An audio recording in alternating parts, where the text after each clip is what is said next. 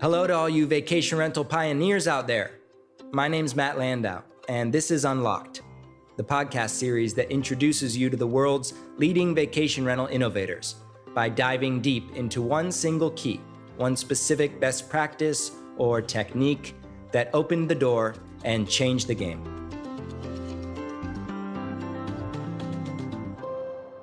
I've known Matt Hoffman for what feels like an eternity. I remember talking to Matt back when I was running my vacation rental business in Panama in 2008.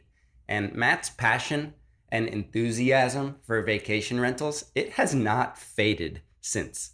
If anything, it's sharpened. Matt's the senior VP and product leader at Kigo, which is a vacation rental management software company based in Dallas and in Barcelona, Spain. Our conversation about Matt's childhood, his education, and his entrepreneurial spirit is jam-packed with useful information. We examine this exciting and historic crossroads of real estate, technology, and hospitality. It's fair to say that I left our interview significantly smarter than when we first started. Here's me and Matt. My name's Matt Landau, and this is Unlocked. I start off all the episodes that way. You do? Yeah. I like the intro. Yeah? It's good. Gets me excited. What is your name? Matt Hoffman. And where are we? We're in Dallas, Texas. And quite literally, where are we? We're in my office, Kigo, the Richardson headquarters for RealPage. And it's a nice office. For those who don't have the chance to be here with us, you've got a big whiteboard-looking transparent wall. What do you call that thing? It's for ideas, innovation, inspiration. That's where we steal it. We just got to keep it, or it's my action items, to-do lists, and other promises I make for people. And then you have what appear to be some maps. Yeah, it's my two favorite cities, so Amsterdam and Barcelona. It's actually a map that they have an app that actually can transverse that over into an image that's only based on color and textuals, and then you can actually put that to a canvas and then deliver it. I'll share some of those images below the podcast itself. There you go. And then on the shelves over here, you've got some beautiful children. I do. Leah is my daughter. She's 7, and Matthew, David the third. So I'm a junior. My father's name is 5. So that makes, is there currently 3 Matthews in the family? There are 3 Matthews. That's right. And I had the pleasure of being the 4th Matthew. You were. Last night. Right? We had a delicious dinner, thanks to your lovely wife, Glad you enjoyed Amanda. And you guys live not too far outside of headquarters here. We do. We live in Frisco. We came here after the acquisition, rented a house for the first year, decided we liked the area, DFW, and been here since then. And it's a very cool neighborhood. I'm loving the Dallas vibe in general. I'd never been to Dallas before, and I'm staying at a pretty professional vacation rental, I gotta say. Did you enjoy the stay? Did you sleep okay? Indeed. And let me just share with folks where I am staying. It's called RealPage Suites. The RealPage Suites, yes. And it's basically vacation rental properties, furnished and more or less managed like a hotel, very close to RealPage and Kigo headquarters. That's right. So the RealPage headquarters here in Richardson, and every time we have over 7,000 employees worldwide. So every time we'd fly customers, team members into the corporate office, we'd have to put them up in hotels. Well, there've been a lot of new builds around here, and RealPage is the leader in property management software, and we ended up looking at it and saying, hey, there's a brand new opportunity with 45 contiguous second floor units where it's walking distance to the office, and well, what better way to test our technology and to live a day or a life, if you will, in our customers' shoes by providing a hospitality and short-term rental service inside of a multifamily building, a brand new one, where we could purpose build a lot of the things that we needed to help make it like a hotel from at least the quality of the in-stay experience, but still all the uniqueness of what it means to be a short-term rental and be different there. I have to say, the check-in was seamless. The moment I made my reservation, I received a text message which asked me to register when I'll be arriving. And then from there on out, it was one click, move forward, here's your code, type the code into the door, and poof, I was inside of my vacation rental. There's an Alexa in every room. Correct. So with some instructions, so it suggests you say, Alexa, good morning, and all the lights turn on. They do. I felt very futuristic. Well, listen, it's not the default, right, for people to walk in and say something like that. I mean, what I immediately do is just reach to turn on the light. But, We have the Alexa commands prompt guide there, and it's just about trying to take that experience to the next level. I said to you at dinner last night, hospitality is not getting the big things right. It's a series of getting a lot of little things right. So I love that. And I actually have, what is that, an Amazon Echo? Is that what that is in there? It is, yes. We use Amazon, and then that's actually connected to the thermostat and all the others. Right. There's app in there as well for cues, you could say, scheduling. Alexa, turn the temperature up by a few degrees or something like that. I have one of those devices at home, but I never use the Alexa. So I'm taking this opportunity to try to start using it a little bit more. Okay. Because actually, in an episode that will have been published by the time this episode airs, Dana Young, who is huge on this voice activation thing, goes through why every single vacation rental professional should buy an Echo or some sort of device and just begin practicing with it and familiarizing themselves with this new language of the future. I'm going to take that to heart. I'm going to start doing it. It is, like I said, it's not natural behavior yet, but it is absolutely going to become something where at the end of the day, you have a virtual concierge. And, there's the opportunity where technology, you're going to see really kind of bring in, requests for more towels or things of that nature that can be facilitated right into a work order system. Mm-hmm. So for us, it's about, we are using Kigo Marketplace to manage all of the suites. And we have been for 2 years. And there has been never-ending, valuable feedback loop from customers who come to stay, team members, everything from maps and wayfinding on property. What happens if your phone doesn't have reception? Can you still get access to your code, right? Do you want to schedule an in-stay clean or mid-stay clean? So we have learned a lot, and it has improved a lot. So what would you give your experience last night on a scale of 5 stars? Oh, 10 out of 10 for sure. So 10 stars. Yeah, like you Fantastic. said. 5 out of 5 stars out of 5.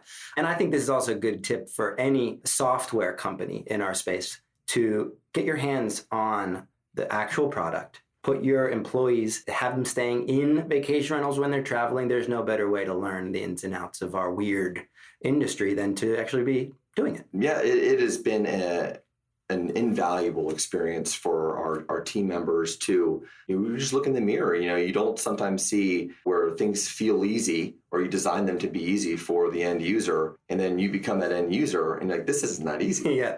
Right. And so we have a very long list of what I would say are feature requests. But for the teams, especially when we're bringing in new team members, short-term rentals, vacation rentals, this is a skill set that if you know the industry, it's not common, right? And so a lot of times you spend the first couple of months, building up a team member's knowledge and understanding of the world of vacation rentals. What better way to expedite facilitation and of that knowledge than having them come and go through and work in operation and be able to see how it all kind of goes down. I love it. So you and I could just go on forever talking about that, but I would like to take a little bit of a back step. And you and I have known each other for quite some time. Over 10 years. Over 10 years. And yet it's always in settings in which we're doing something, we're moving forward, and never have I really had the chance to sit down and actually learn a little bit about who you are, what goes into your current decision-making formula. So let's just get started. Like, where were you born, for instance? I was born in Honolulu, Hawaii. You're kidding me. I was born in Hawaii. My father and mother met at Florida State. She was down on a track scholarship from Toronto. Canadian mother. Yes, that's right. And then my dad was a year ahead of her. So when he got commissioned as in the Army, I went over to South Korea. So then my mom transferred over to the University of Hawaii to be a little closer. Right. And ultimately, that's where I ended up being born. And I actually I'm notoriously bad at geography as an American. And I never realized that Hawaii is actually not that far from Asia. No, it's closer to Asia. Like I have in my mind that you would have to go only right, east, but yet you can go the other way on the map. It is, I don't remember anything, but I've got pictures on my dad's back, hiking volcanoes and doing all kinds of fun stuff. But I'm definitely looking to go back soon. When was the last time you were there? When I was 2. Are you kidding? Yes. You haven't ever gone back? I'm a workaholic, Matt. Okay, that needs to be one of the next trips on the docket for you and the crew. So you left when you were 2. Yes. Honolulu for Fort Rucker, Alabama, flight school for my dad. Okay. And then ultimately to Jacksonville, Florida. How many years in Alabama? Imagine it was a couple of years there, and then transferred to Jacksonville, Florida, and then I grew up in Jacksonville. Okay. And that is Florida was home for me until until I got into the industry. And fast forward a whole bunch. You went to school in Florida? Yeah, went to Florida State University, just like my folks did. Okay. What were you studying in school? International affairs, the emphasis in marketing. International affairs. Yes. Sounds like a Sean Paul song.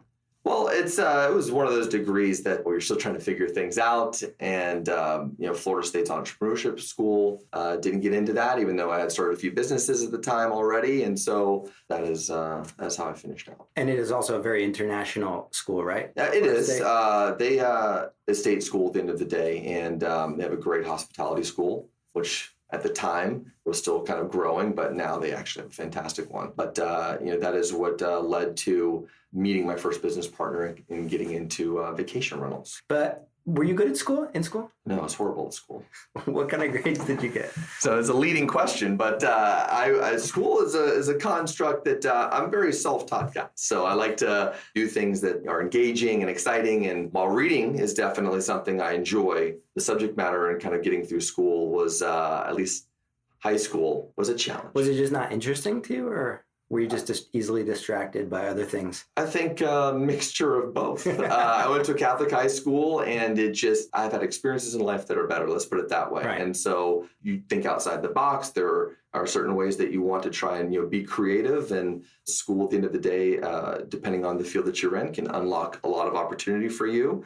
At the end of the day, it also comes down to you making the opportunity for yourself, whatever that may be. And don't always need school to get there, right? And I'm guessing your parents were encouraging of this Florida State International Fair path? They were encouraging of anything that meant that I would graduate. So, it just getting to the objective was really and then getting on with life. Did they have something in mind? Achievement was very high in the household, and it was kind of like the next stepping stone, if you will, for my progression into adulthood. And so entering into vacation rentals, which at the time, what year would that have been? So I got into VR in 2006. So that was a very new idea back then. I mean, still relatively new to the mainstream public. I mean, it was definitely when I would talk about it then, I mean, it was like timeshares. I mean, there's all kinds of confusion around it, but had a few other businesses, online marketing, and we're sort of looking at, emerging industries, and travel is a big one online, right? And came across trying to book a vacation rental in Destin, Florida. Okay. For what? Just a little vacation? Well, it was actually Panama City, I think, spring break. Yeah. And I remember taking 5 days to hear back to find out that it just wasn't available. Yes, of course. So at that point you realize that, hey, there might be an opportunity here. Because there was not a lot of online marketplaces or e-commerce in our space. That was back when Airbnb didn't exist yet. Not yet. It was like VRBO. VRBO, HomeAway, early days, and just booking online. That was something that some PMCs websites allowed that, but for the most part, it was this was the new hot technology at that point. Right. I remember because I was based in Panama City, Panama, for a number of years, and I remember receiving almost every month around spring break time. Hello, how long does it take us to drive to your rentals? And I would almost always say, chances are you're looking for Florida, because otherwise, you would need a passport to drive here from Daytona. Did your parents think that vacation rentals, that you said that they were high on achievement? Did they think vacation rentals was something to be admired, or were they doubtful? That's a great question. So achievement in the traditional sense of a parent saying you go to school, you get a degree, you get a job, you can self-sustain, check in the block. Going into a non-traditional path and starting my own business, a parent then would rationally say that lots of risk and high risk, high reward, but don't be upset. It should not work out. They were cautiously optimistic. And for me, non-traditional felt comfortable. So we decided, hey, if there's an opportunity here, let's make a go of it. We're really good at online marketing. What was this first vacation rental step? Bida Villa was the name of it. Bida Villa. Bida Villa, yes. BIDA. AVILLA. Bida Villa. That's so was right. it like some sort of auction? It was an ILS, internet listing site for vacation rentals where owners could list their properties and guests could suggest or make offers on properties, and they could set reserve pricing. They could make last minute bids. And you created that? I did with a business partner of mine, co-founded, and it was a chance to fill last minute vacancy. And it was kind of like a combination of a VRBO and like Hotel Tonight almost. In like eBay. And eBay. Yeah, I would say eBay meets right, the auction component, Vertigo. Right. That's right. And how'd it go? I call it a fail forward project. So the biggest challenge is when a guest would inquire and the time period of finding out, was it actually available? And was this the correct listed price? Truly the out the door price. And then when you get that information, by the time you got it back to the guest who was inquiring, you'd miss the conversion window. So we ended up integrating with a couple other PMS platforms at the time, and found that in the Southeast could be a really good market for us, and a few destinations like Destin, for example. But ultimately, that's what opened up the notion that, hey, technology and the barrier to getting technology at that time was very, very expensive, very high setup fees, and it was a commitment.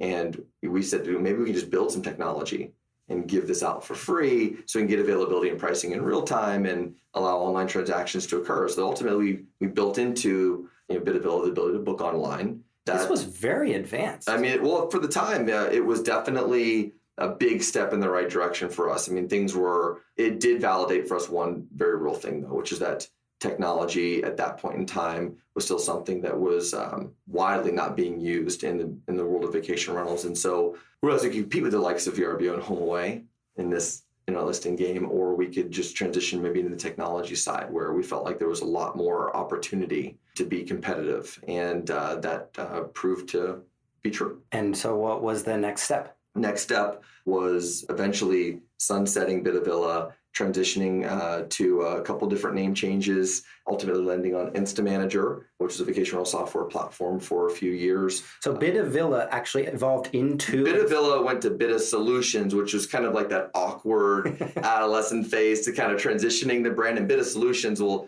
that was just confusing. And so then we said, okay, well, InstaManager, to quickly manage things at the end of the day, that solves the problem, because vacation rentals are wearing many hats. The professionals, right? It's a very challenging and demanding space where you have two sets of customers and guests and your owners. And so we wanted to make things faster. And were you working out of like your offices, or did you have an apartment? We did. So we had transitioned from the townhome office, and filling multiple roles, customer service on the second floor and whatnot, and had an office at that point. How many employees? So we were at about a dozen employees at that time, and then ended up getting with a couple of gentlemen down in South Florida with a company called Booked, and brought those brands together, flew it under the InstaManager flag for a few years, worked with great companies like FlipKey at the time. Oh, yeah, I remember. And then ultimately sold to RealPage in 2014. Sold to RealPage. Okay, yes. So now we're entering the RealPage chapter. Yes. Folks, just to interject real quickly, one of the things I like most about this interview is how Matt trial and errored his way to success. Failing forward, as he calls it, feeling out what he enjoyed, what he was good at. It's almost like he was using the bumper rails on a bowling alley to move in the direction he was destined to go. As you listen to Matt's story, think about how your life has twisted and turned to lead you up to this moment in the vacation rental industry. Work your human journey into your marketing. It's not unprofessional to do that. In fact, it's almost the hospitality professionalism of the future. Let's get back to Matt versus Matt. What is RealPage, first of all? RealPage is an enterprise-leading real estate solution technology provider. They are the largest technology provider in the multifamily, single-family industry in the U.S. And what does that mean, multifamily? Yeah, multifamily. I hear that phrase thrown around a lot, but I don't really understand. It's apartments. Multiple families? Yeah, properties that house multiple families in that property. So the average multifamily property has about 220 units. So like an apartment building? Yes, it's apartments. That's okay. Right. That's what I don't know why I just have in my mind multiple families all crammed into one unit. Multiple families all in one property in many units. Yeah, okay. But this is, the nomenclature used to describe. This has been defined for this industry for some time. Right, this industry being apartments, multifamily, and vacation rentals or villa rentals or holiday homes or short-term rentals, whatever you want to call that. Right. It's still, depending on the part of the world that you live in, carries a wide variety of naming conventions. Yes. And so it's great to see they've kind of decided on that in that industry, because it keeps things simple. And I'm curious, and I'm going to get to this eventually, you work with managers in a lot of different places, but what are the main naming conventions of the world at the moment for our industry?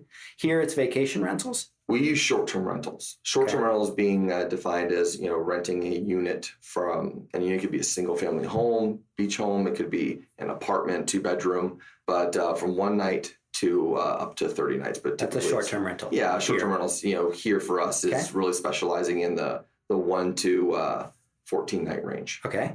What is that same thing called in Europe? Called a holiday rental or a villa rental. Okay. I mean, there are lets. I mean, it depends on where you are in Europe or the UK.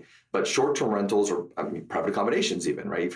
So there is a lot of ways to talk about this type of opportunity. But short-term rentals is something that we've been championing internally for the last couple of years. I believe private accommodations is also a good one, but at the end of the day, that doesn't necessarily differentiate from a hotel, in my opinion. Well, what do you have against vacation rentals? Because for me, the word vacation in the phrase reminds folks that this is primarily a hospitality business, whereas short-term rental, to me, sounds kind of like a real estate thing. Well, I think at the nucleus, it is real estate. And I think that vacation rentals, in my opinion, I don't want to limit the supply type. Right, because if it's not just a vacation. Yeah, that's right. That's fair. Am I traveling corporate? Is it for business? Am I just going on? Am I wanting to wander, go on and travel? I wouldn't call it a vacation, but I'm really pursuing something that's spiritual. There's so many reasons people travel, but I don't want the accommodation type and the opportunity and upside and the value that short-term rentals or vacation rentals can deliver to get limited or put in or pigeonholed, if you will, to just that type of a means or a reason to travel. I like that. I'm just going to continue championing that phrase internally in my own body, just if that's okay with you. That's no problem. Okay, so we get back to the original track in which RealPage represents these multifamily. There are a wide variety of, let's say, 5-6 dozen technology solutions, everything from very sophisticated AI and revenue management through to accounting. I mean, it's the software that's managing all this multiple kinds of real estate solutions. properties. Exactly. Around the world even, right? Even in the UK, and you're starting to expand internationally. So what it really presents for us is an opportunity to see some of these other sectors in real estate that have grown, evolved, and reached a point of enterprise or maturation that I know our space is absolutely growing towards. And what are some of those sectors? Well, just taking multifamily, for example, and, looking at it and knowing that they've, have a mid standard for agreeing upon what they're going to call certain amenities, right? I mean, is like it a universal? Yeah, a universal, these are how the terms we're going to use to define these amenity sets, for properties and those assets. So you look in our space, I say, well, you got a vacation rental, and it's got I like what you just did there. A jacuzzi or a hot tub or a whirlpool or a spa.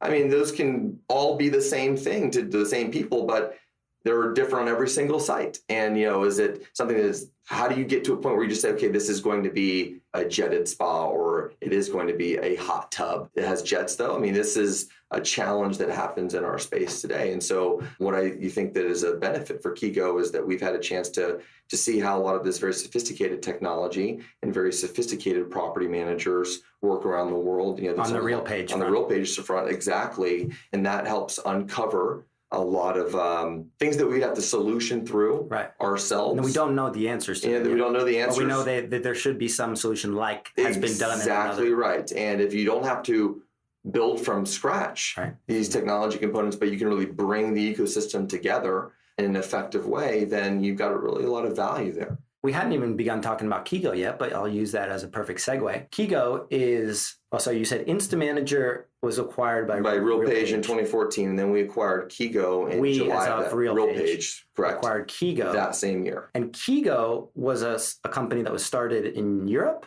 In Barcelona. Yeah, Sean, if I'm not mistaken. That's I remember some very early conversations with him. Very smart guy. Yeah. That's right. So Sean Convery started Kigo, and it was based out of Barcelona, Spain. And when we acquired Kigo later that year, we looked at it and said, we can't have two flags.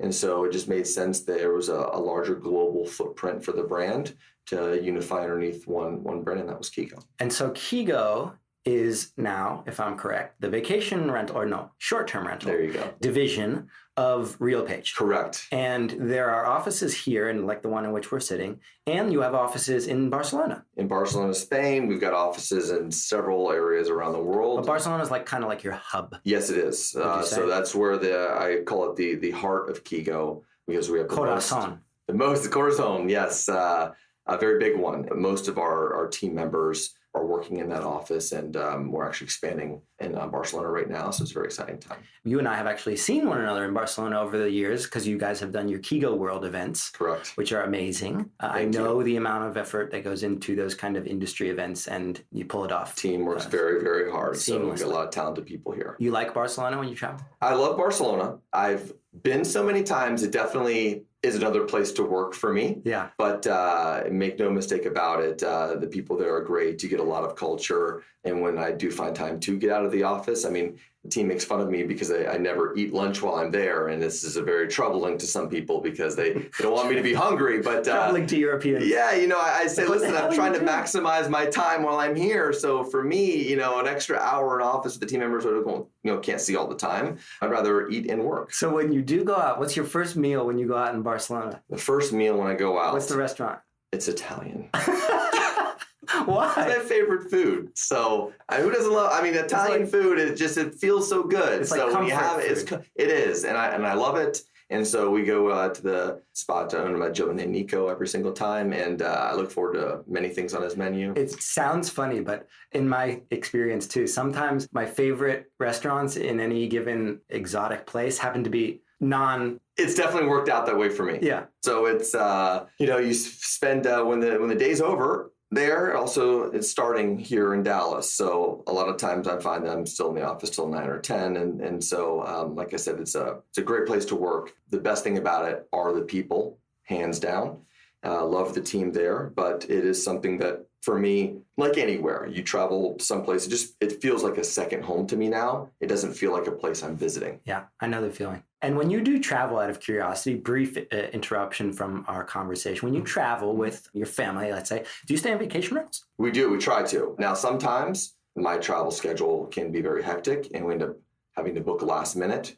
And when it comes to like finding oceanfront in Miami, for example, in the middle of summer, 2 weeks out, sometimes, a hotel is still the option to go to, which we had to do recently. But my wife's first experience in a vacation rental short-term was not a good one. But why? What happened? Since you don't know the story. No. So we were traveling. It was a conference in Atlanta, and decided to book a unit with the Superhost in Buckhead, which is a very nice area. Superhost of an unnamed platform. Superhost of an unnamed platform. Who's doing really, really interesting, great things in the industry. And I remember it was in a multifamily building, and it was very much on the DL, the communication and, where to go and all of that. But being a veteran of the industry, You can navigate those waters. Who am I going to tell, right? The location was great and all of the above. But we got in, and it was definitely somebody else's home. And my wife had never stayed in one like that before. We're clearly they're living there. And so a little uncomfortable. What were some of the things? The food in the fridge, the pictures. She was heading out to Sunday Fun Day, and we were there for a couple of days, and it was all fine.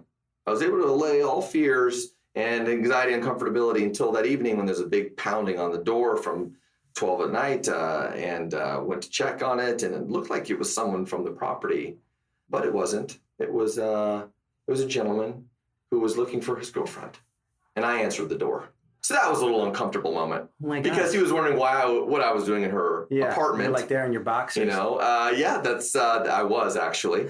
And I had to remind him that I had booked on a site that and I'm staying here with my wife, and she's not your girlfriend. His face turned white as a ghost. He realized that the initial rush of anger, seeing me open the door, was misplaced, and I truly was actually staying there as a guest, and he quickly departed. But it was enough for my wife in that moment to say, that's it for me. Yeah, checking out over to a hotel. A joke. Yeah, that's right. And since then, we've been able to turn that around, staying with some great vacation rental managers in a few destinations when we travel. So that's one of the great benefits of our industry is that we have lots of good places to stay. Lots of good places to stay. Lots of great people running those places. And that, at the end of the day, when I think about our industry, you just see so many genuine, hardworking people trying to advance towards the goal. And that goal is different for everybody. But at the end of the day, what we're really trying to do is to say this accommodation type, it deserves to be just as mainstream as something else. And there are challenges you have to be able to overcome to get there.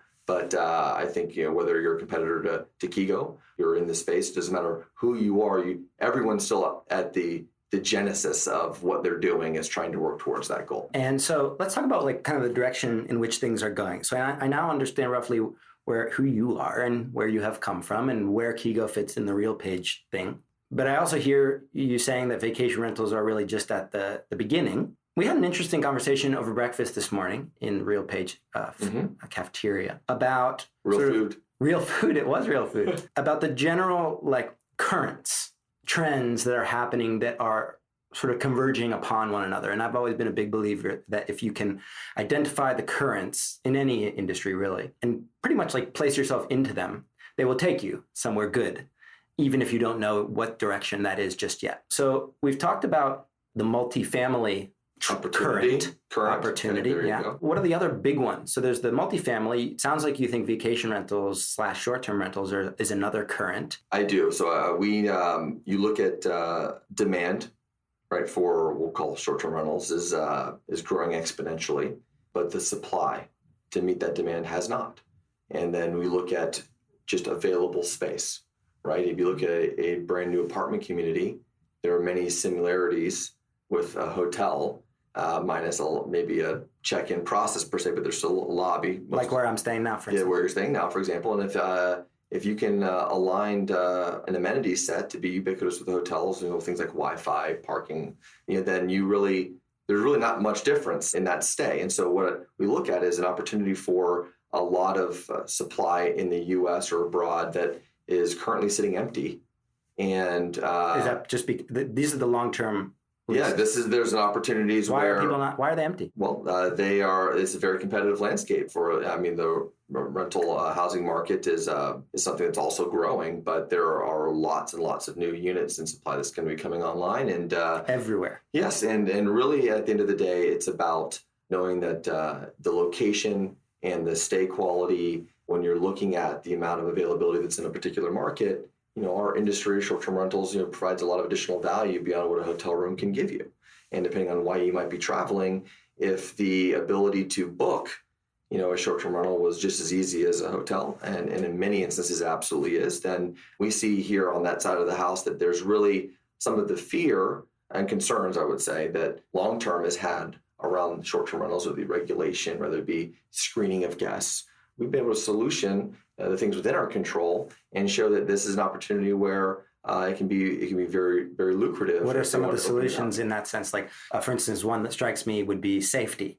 How do you solve safety, for instance, if I'm just going to be booking a vacation rental? How would you do that as an independent? Yeah, I think make sure. I think you can't solve safety because solving, gives that would be defined as it has been solutioned and it will never happen again, right? That's solving something. So that's a very finite. The puzzle has been solved. Yes, exactly. But we have solution screening to an extent that if I go back 10 years, I book a vacation rental. Sometimes I wouldn't even have to provide my driver's license to actually get access to the unit. Well, when you have a guest who's going to be coming and staying at an apartment or multifamily building and staying amongst other families who live there, it's our responsibility to ensure that our Kigo RealPage, right, to ensure that the technology and exists, the owner of the property, to solution and safeguard those families. So what do you do for that? Well, there's without creating a friction to the booking process, we've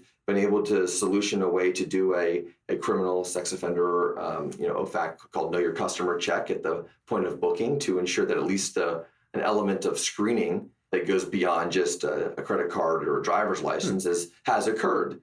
So this is built into the system. Yeah, so we've RealPage offers that technology. This is one of the other benefits of having a parent company like RealPage, and where someone has already gone through the legwork, and they say, okay, how can we bifurcate off of that direction and solution something that solves for short term?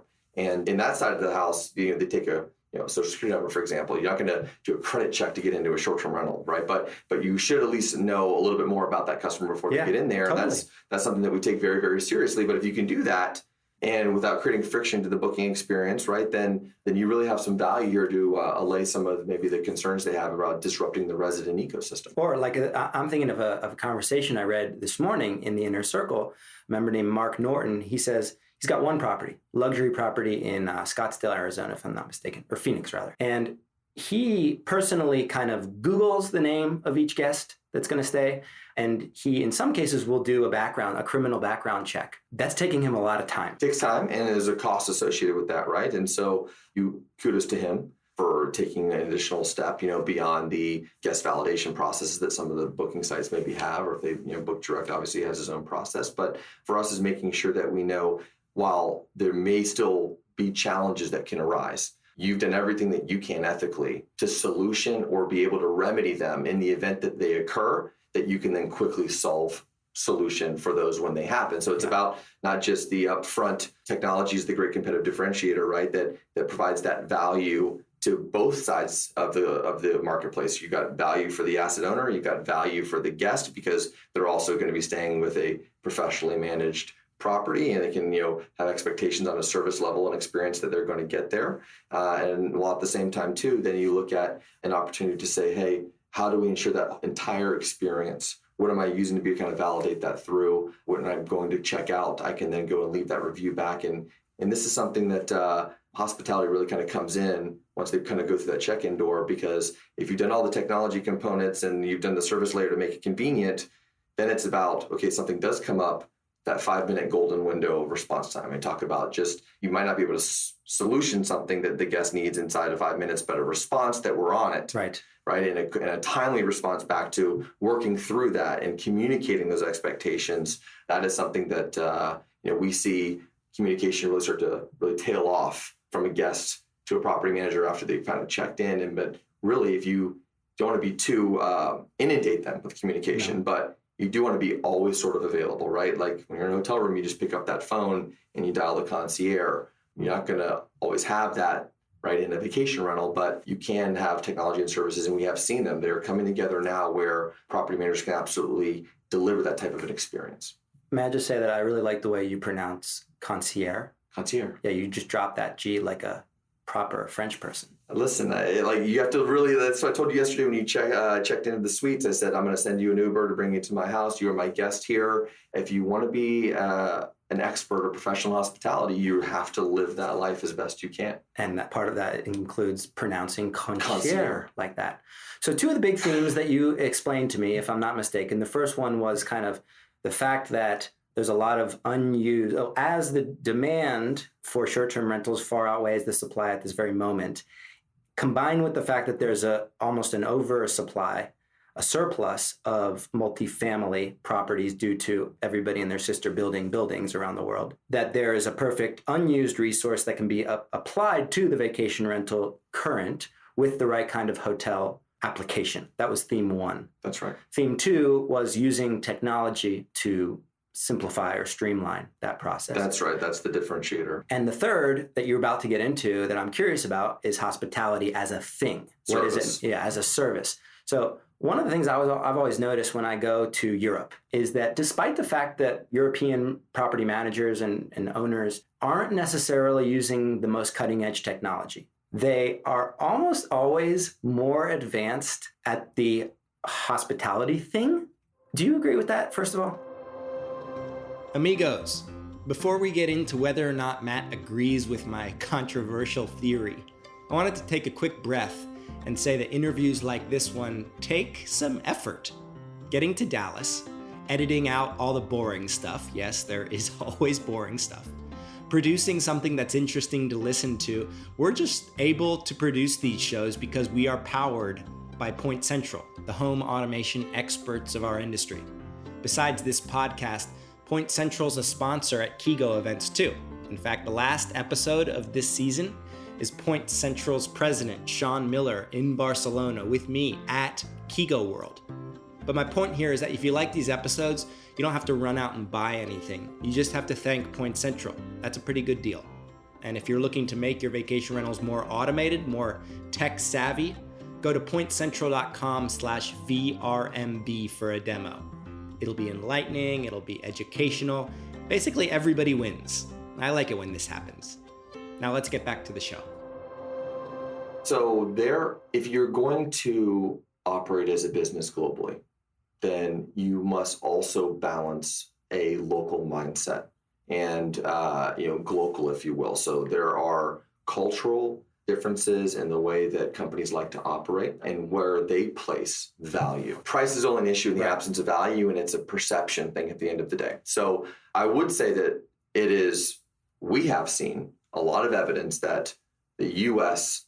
vacation rental manager has been far more open to adopting technology and the advancements of technology and maybe the trust they place on technology than their European or UK counterparts. I think if you've experienced where the service side in Europe and the UK definitely seems to be a point of emphasis, that is because I think the traveler in UK and Europe, is couch surfing, hostels, right? Like this has been it's been a part of it, right? When you travel from Florida to Georgia, you're still in the same country. You do that same distance over there, you're in a completely new country. And so I think that there's a lot of value in acceptance. And I think that they place an importance on making sure that the communication and that welcoming experience is a big part of why they would define hospitality, right? And that is why they might not be using technology to do it. Maybe it's just WhatsApp. Or physically showing up. Or physically showing up. I would definitely say that there is, and it's difficult. Does that scale, right? Can someone show up everywhere? But it is something that I really do enjoy, that welcoming mentality. And so I think that I'm starting to see this shift in Europe, specifically with technology and where they place trust and how they value technology, because you can't be everywhere at all times. Right. But I think a technology company like us needs to also look for ways where those companies can still deliver that human interaction and that experience, right? That doesn't have to get lost through digital medium. I can still deliver those things that make me unique, because at the end of the day, it's a relationship and it's a relationship game. Hospitality is about a relationship, and you can make things easy to conduct e-commerce and be an online business and bring your brand and value forward. But at some point, there's a relationship between two people. And you also agree that maybe what's happening there in Europe is a bunch of people who are exceptional at hospitality starting to adopt technology more. Yes. Would you also agree that in the States, it's a bunch of people who have already adopted technology are starting to get it? They're starting to see these little gestures, these little handwritten notes, maybe these things that don't scale, realizing the value of them and building them into their business more. It's almost like we agree on that. So that is absolutely, I am very limited. It is an equilibrium, or a synergy that's happening of a balancing between both those worlds. And I think on the U.S. side, you have an opportunity where you have all that technology, but at the end of the day, you have to define what it means to be professional. And again, you're hearing this in the industry a lot. You have to professionalize. You have to do these things to standardize. It's a common topic over several years, but define what professional means to you. And at the end of the day, you get the big things right, great. But being a professional and differentiating your brand, and you tell your listeners this all the time, is it means it's a series of getting a lot of the little things right. And if you're defining what success looks like to you now, I think it becomes way less stressful. All this change and stuff, all these threats to your business.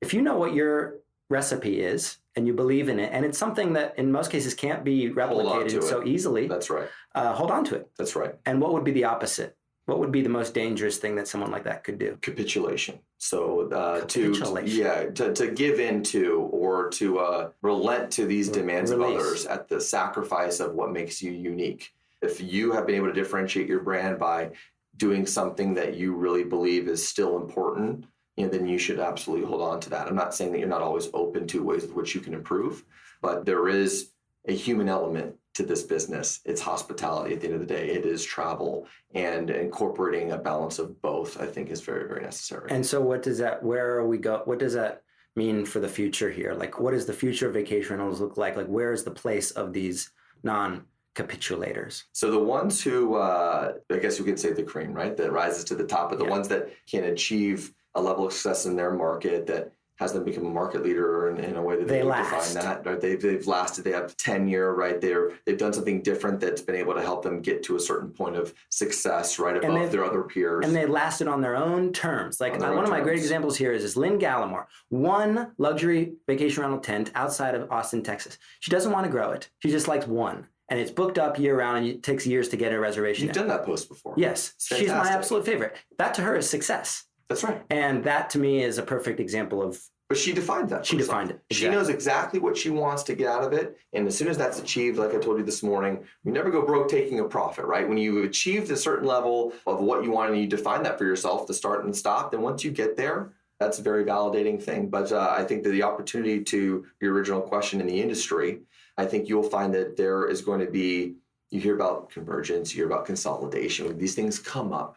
But at the end of the day, your brand matters. And it's something you and I are very much aligned on. So always push to make your brand better, but never lose sight of what that means to you. And I think in the next few years, you're going to start to see a very real emphasis on those brands that can deliver both a seamless, frictionless booking experience, but also the service level and the detail and the quality of in-stay that will. And this brand, it's also, sometimes when I hear the word brand, I don't even really know what to think. It's kind of like a blend of identity, authenticity, and just being you.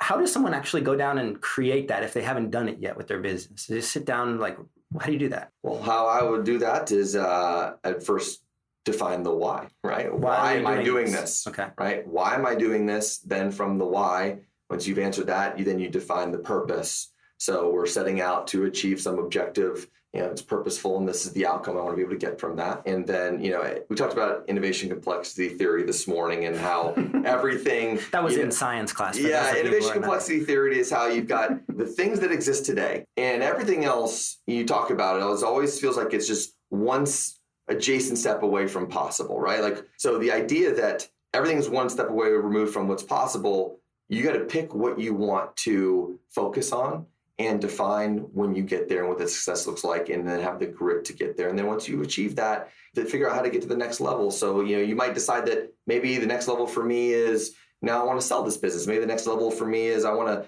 start this brand in another city. Maybe it is just all I wanted to be able to do was ramp up this amazing glamping experience outside of Austin. And that's what I set out to do, and I achieved it, and I'm good with that. It's all perspective at the end of the day and the lens that someone looks at something through. But this particular industry is really in a very exciting position right now. Everything that we've experienced up until now has been amazing, fast, exciting, growing every day. 12 years of seeing, from, having to wait 7 days to hear back to now seeing, the amount of business that gets conducted online. And where are we going next? Where is this going? Have we even breached the surface? Yes, we have breached the surface. Okay. And I think that it's exciting to see what may come. And if you're talking about theoretical conversations, well, if they remember this podcast 3 years from now, they can come back and say, well, were you right? But if we're having a theoretical conversation, I would say that the accommodation type short-term rentals delivers differentiated value than a hotel. That is true. And as we said this morning, if room service and the $21 hamburger, right, if I don't want to go that direction, maybe I can go and leverage a service like Postmates, for example, to deliver. Then really it comes down to price and location, and then any other value that I can get from that. And I think what you're going to start to see over the next 3 to 5 years is this convergence of whether it might be at a multifamily apartment building or it's Marriott, wherever the combination type is, the ability to conduct e-commerce in this particular space is going to be, it'll be that new standard. Are you excited about this industry? I'm very excited about it. I'm very passionate about it. I'm excited to branch into some new areas of this space and see the growth from that. At the end of the day, I enjoy my team and I enjoy our customers the most, and that's what keeps me going. And I will end with one last idea, and it is that I think it's a special industry because it's so new. And most of us who have been in it for 5, 10, 15 years have gotten to watch one another grow. No matter how old the individual was, I have plenty of people that I've watched, quote unquote, grow, and they're 70. But it's neat because we're getting to see them sort of find their place and their confidence and their place on in this planet. That's right. And it's a special feeling. And same goes for you. It's been really amazing to see everything that you have achieved Likewise. along with all your team, and sky's the limit. The sky is the limit. It is, I think that for our space, it is keeping true to what we wanted to be at the end of the day that makes us different, but also being open-minded to new ideas. And those ideas are going to be in abundance. At the end of the day, execution's the skill. But if you can always be open to the shifts that are happening, then I think you'll find ourselves to be in a position where we are a major source for travel around the world. Amen. Amen. And to close, just a quick reminder of who made this episode possible. It's Point Central, the property automation experts of our industry. Head over to pointcentral.com/VRMB to learn more. And when you use that page, you'll become eligible for free HVAC analytics, which tells managers when the HVAC starts to misbehave before our guests get upset. This also makes property owners happy by taking care of the problem before it becomes too expensive. And if you're feeling cheerful, please also consider writing us a quick review in your podcast app. We read every single one of them, and we pass them along to our esteemed guests. This industry is growing up quickly, my friends. This industry is unlocked.